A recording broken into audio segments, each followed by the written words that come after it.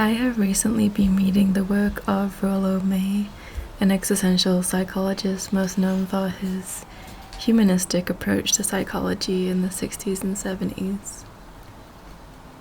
Much of his writing stands out to me, especially his thoughts on creativity.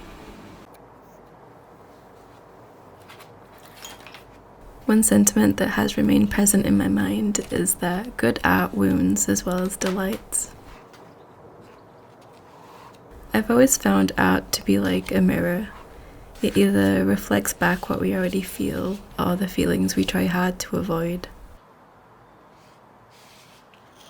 Art extends a hand to your heart, an embrace for your soul, and sometimes also adds salt to the most tender cuts.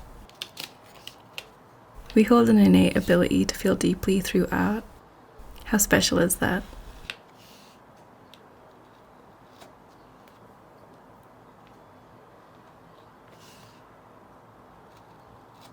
I am quite a private person in general, and I know I don't share much about private life or my background.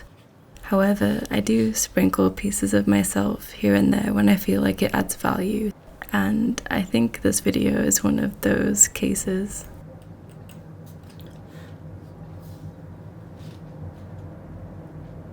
Back in 2012, when I first began experimenting with books, I had no idea what I was doing, truly. All I knew was that this period of experimentation allowed me to kind of switch off, and it helped me get through my days. At the time, I was 19 years old and feeling the heaviness of depression, unable to make sense of the future and, frankly, unwilling to do anything about it in the present.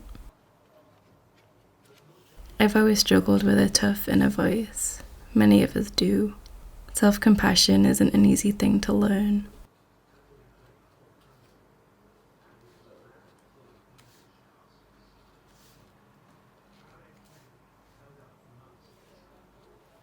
Due to a slew of reasons, lack of financial resources being a major one, I dropped out of college and opted to work full-time, even though I was distantly dreaming of studying art and psychology. I wanted to be an art therapist. When I finally finished my first complete book in 2013, after months of doodling and cutting up book pages haphazardly on a whim, I realized that I hadn't been in conversation with my inner voice for a while, or at least the difficult one, and that somehow over these months I had created something that felt meaningful.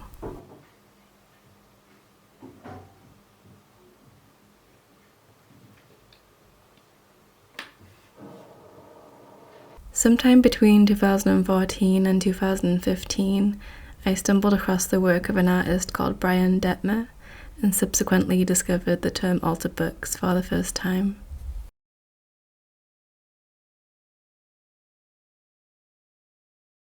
My 20s were full of turmoil and confusion, aimlessly working minimum wage jobs, not taking care of myself, and really just lacking any sort of direction.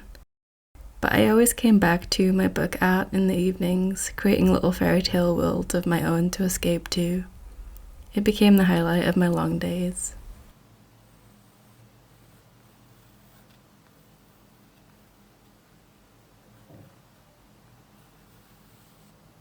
As a child, I often delved into my favorite fairy tales and myths to get lost. They fueled my imagination and showed me that there was more beyond my own little life. I noticed quite early that these tales had real truth. In Rollo May's book, The Cry for Myth, May said that a myth is a way of making sense in a senseless world, and goes on to say that myths are narrative patterns that give significance to our existence. When I lost my coffee shop job in 2020 during the early days of the pandemic, my health took a turn, and I knew I couldn't go back to working at the same level of stress I had been maintaining. My partner later lost his job as well, and we decided that this was the time to do something for ourselves. We didn't have much, but we sold everything that we owned, gathered what little savings we had, and risked all that we knew in order to live in the unfamiliar. I wanted to form a career around my altar book practice, and again, through another turbulent period of life, they were the constant that kept me going, all while we faced isolation and grief and loss. This art was helping me build resilience.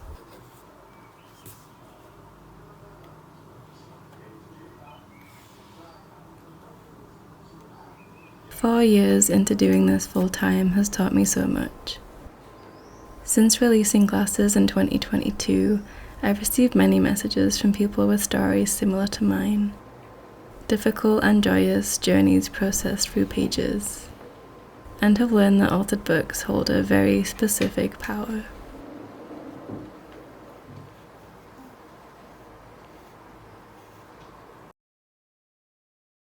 Most of my projects kinda go like this. I've found a book, and maybe it holds the words of someone else from long ago. Maybe it is full of images. Maybe it's empty, a journal or a sketchbook. And it's mine. It belongs to me, and I can determine its value. As is the cycle of things, throughout life we shape the thoughts, images, and ideas of others into a reality of our own, and objects are just the same. So with this book, I spend time getting to know it. The shape, its condition, the texture and durability of the paper. I invest a few days gluing it together into sections however I feel fit. I'm not sure what I'm making yet, have no image in mind. I'm working based on a feeling.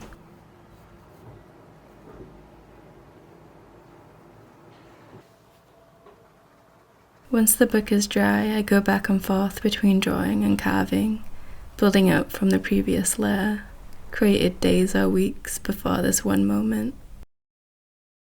This energy comes together solely through the hours. Self-reflection, inner strength, and hope are all themes that continue to come up for me with these books. This work requires showing up again and again over weeks and months. They require us to look inward, to tune in. And altered books give pieces of our internal narrative a place to live in exchange for our time and attention. A meditative attention, and in that lies their power.